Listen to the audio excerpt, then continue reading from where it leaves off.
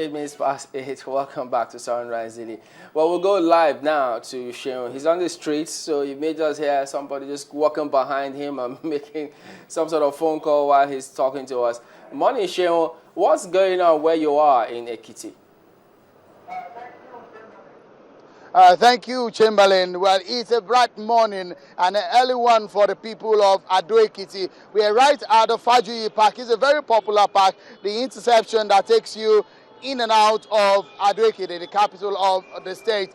Well, we woke up this morning to some security patrols. We could see military officers, military operatives moving in and out of the state, which shows that the presence of the military is high and they're on top of the game. As we heard earlier on from the police authorities, they're telling us that we have about 12,000 police officers that are going to be manning and being around at the different polling centers. We've seen a couple of other security agencies like the National Civil Defense Corps and also the Nigerian military. But right now in the town, what we can see is calm, everybody going about their businesses just as normal.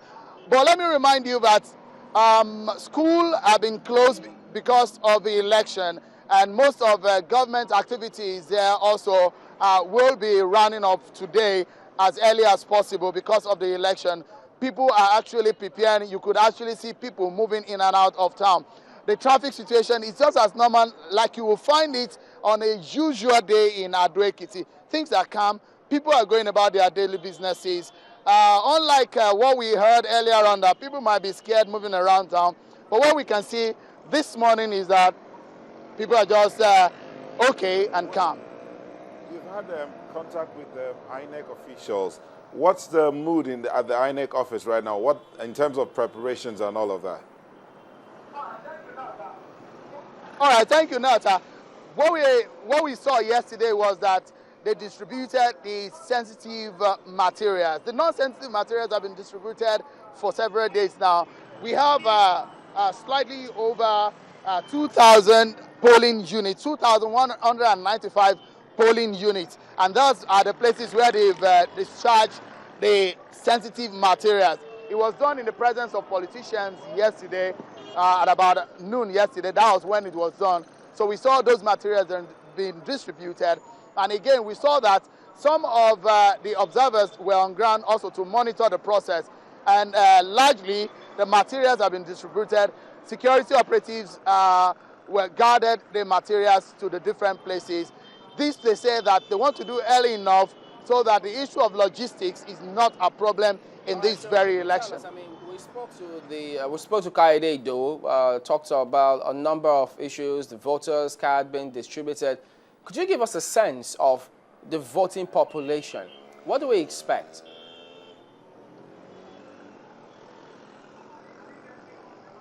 I didn't get you the last few words, voting Chamberlain. population. How many do we expect to vote in the wards, in the local government area, in the states, for instance? Do you have that rundown? All right, very, very well. I do have the rundown. It will interest you. Let me start with this. We have more voting, women voting population in the state. They make up about 51%. Let me give you an idea of the entire voting population. We have 732,166. 732,166. That's the total number of voters in the state. And of the total number, 51% are women. Very interesting. But the idea is that there are a few places that you need to look out for in this very election. The politicians will be jostling and fighting for the heart of these particular places.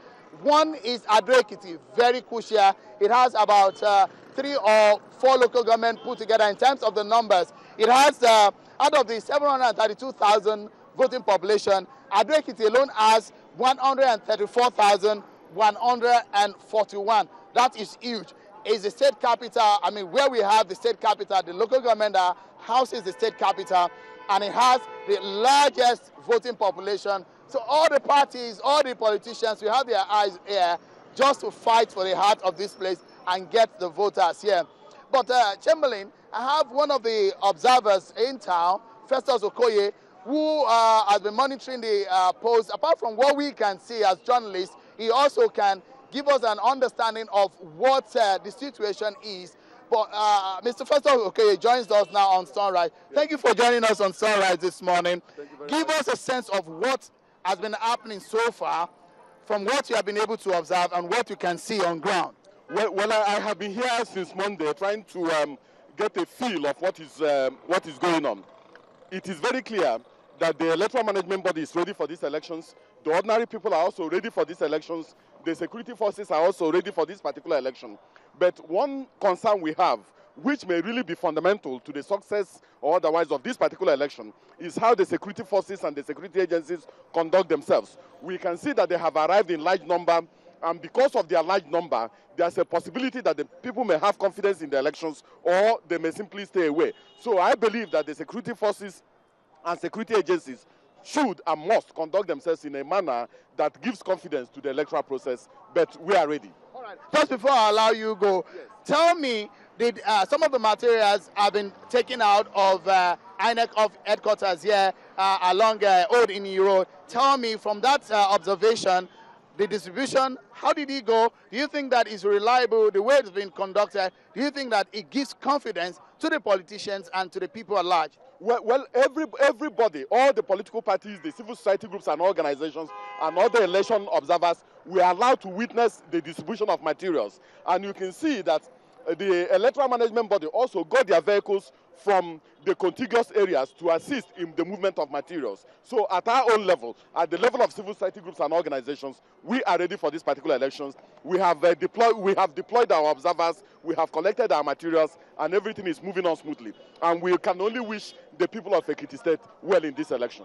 Thank you, Festus. That's Festus Okoye. He's an election observer here. Thank you. I guess so much we'll still talk to you later in town. Just a moment before I come back to you, Chamberlain.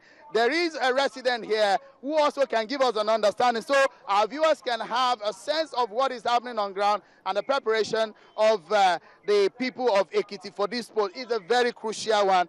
Good morning. You're a resident here. Tell me, what's your name, please? Mr. Olanipe Sunday. All right. Tell me, we have seen a lot of security here. Are you afraid to go out to vote? I'm not afraid to go out at all. I even thank the federal government to give us more security to protect life and property of people of Ekiti State. All right, great. From the preparation that you have heard, of course there are no advertisements on radio and all of that, but do you have confidence in the election commission, INEC, to conduct a free and fair polls here? I have confidence in INEC that they will conduct a free and fair poll to let people of Ekiti see that they are working.